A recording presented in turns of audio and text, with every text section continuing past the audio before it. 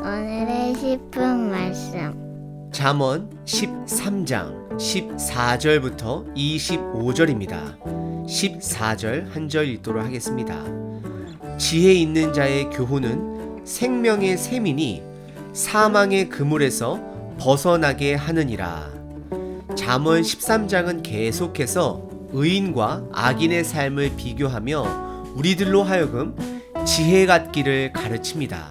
오늘 본문의 주제는 두 가지입니다. 첫 번째는 지혜자의 생명, 그리고 두 번째는 지혜로운 자나 어리석은 자의 결말을 우리들에게 보여주고 있습니다.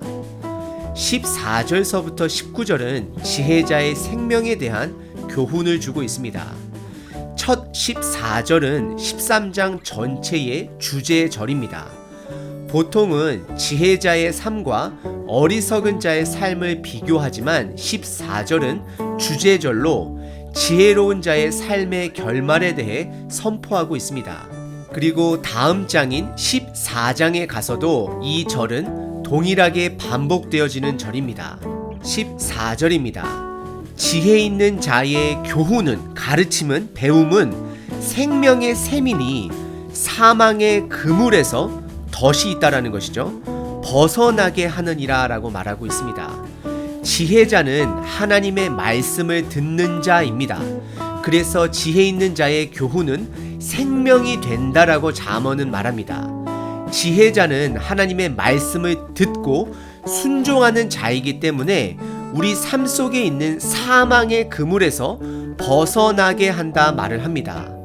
잠언은 우리가 살아가야 할 이 세상에는 덫이 있음을 이미 암시하고 있습니다. 그리고 15절에 선한 지혜가 등장합니다.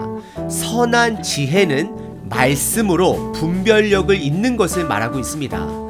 분별력이 있는 자는 은혜를 경험하게 될 것이고, 그렇지 못한 악한 자는 하나님의 말씀의 기준이 없으므로 험한 삶, 고통의 삶을 경험하게 될 것을 말하고 있습니다.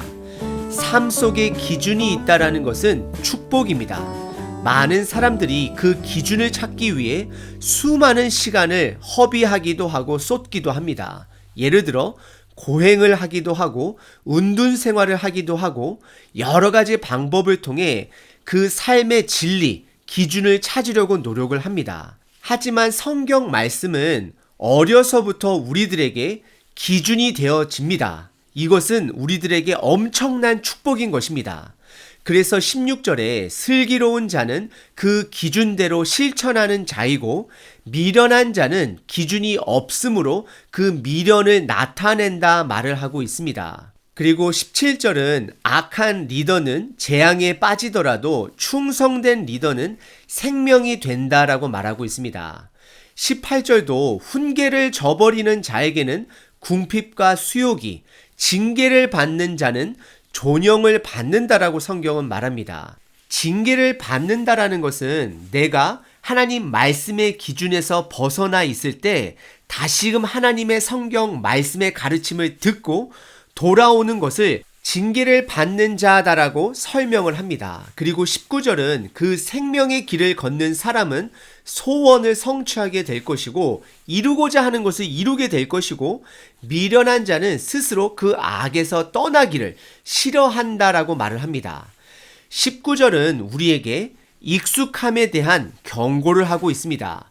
우리는 익숙한 삶을 추구하면 방향을 잃게 됩니다. 익숙한 삶은 때론 우리를 죽음으로 이끄는 중독과도 같습니다. 성경은 우리를 익숙함에서 일깨워 가야 될 방향을 보여주고 있습니다.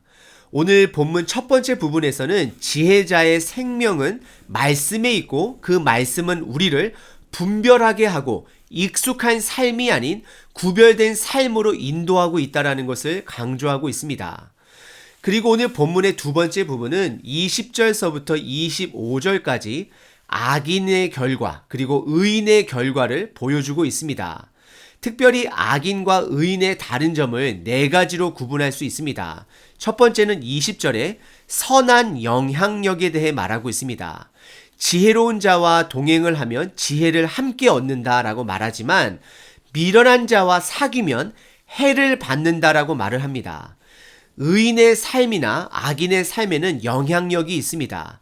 의인의 삶에는 생명력을 공급하지만 악인의 삶은 본인뿐만 아니라 주변 사람들에게까지 해를 입힌다라고 잠언은 말합니다.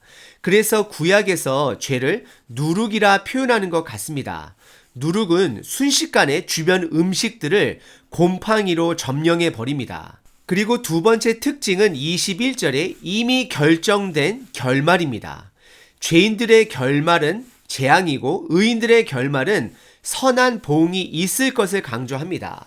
그리고 세 번째 특징은 22절에 축적입니다.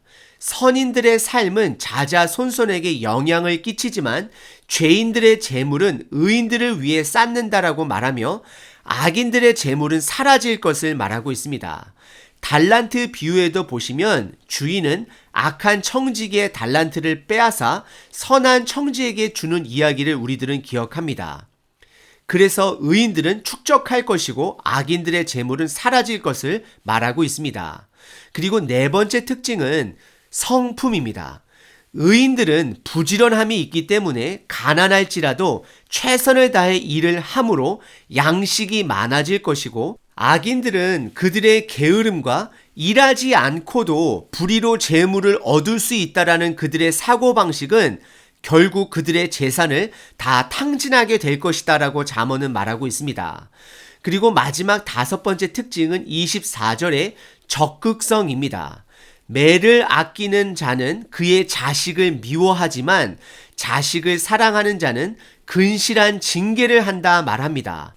여기서 말하는 것은 부모가 자녀에게 매를 반드시 대어야 한다는 것이 아니라 적극적으로 자녀들을 가르칠 수 있어야 함을 강조하고 있습니다. 여러분들 여기서 한번 돌아보시게 되면 자녀를 적극적으로 가르치실 수 있는 부모님은 본인의 삶 또한 적극적으로 사시는 분들입니다. 그리고 더 나아가 자식이 내 삶의 기준이 되어지면 그 자식은 우상이 됩니다. 내 자식이 귀한 만큼 우리는 분명한 삶의 기준을 그 자식들에게 가르쳐 주어야 합니다.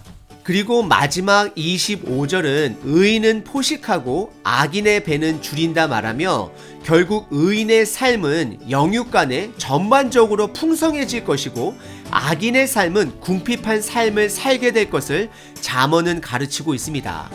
오늘 본문의 두 번째 부분은 5가지 의인과 악인에 대한 특징을 대조했습니다. 첫 번째는 선한 영향력이었습니다. 의인은 선한 영향력을 끼치게 되지만 반대로 악인은 악한 영향력을 끼치게 됩니다. 두 번째는 결말입니다. 의인의 결말은 보응입니다. 하지만 악인의 결말은 멸망입니다. 믿는 자는 기억해야 합니다. 온전한 보응. 그것은 이 땅에서 받는 것이 아니라 하나님의 나라가 완성될 때 우리가 이미 받은 그 구원이 같이 함께 완성되어질 것입니다. 그래서 흑암 속에서도 소망을 붙들고 살아낼 수 있는 능력이 우리 삶 속에는 있는 것입니다. 세 번째 특징은 축적입니다. 의인의 삶은 선함이 축적이 되어 주변 사람들에게 전달이 되어지지만 악인의 모든 것은 사라질 것을 말합니다. 네 번째 특징은 부지런한 성품입니다.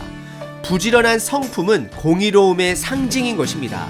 일을 해서 돈을 버는 것은 너무나도 자랑스럽고 당연한 것입니다. 하지만 악인은 공의가 없이 쉽게 돈을 벌려고 하기 때문에 모든 재산을 탕진할 것이다 라고 말을 하고 있습니다.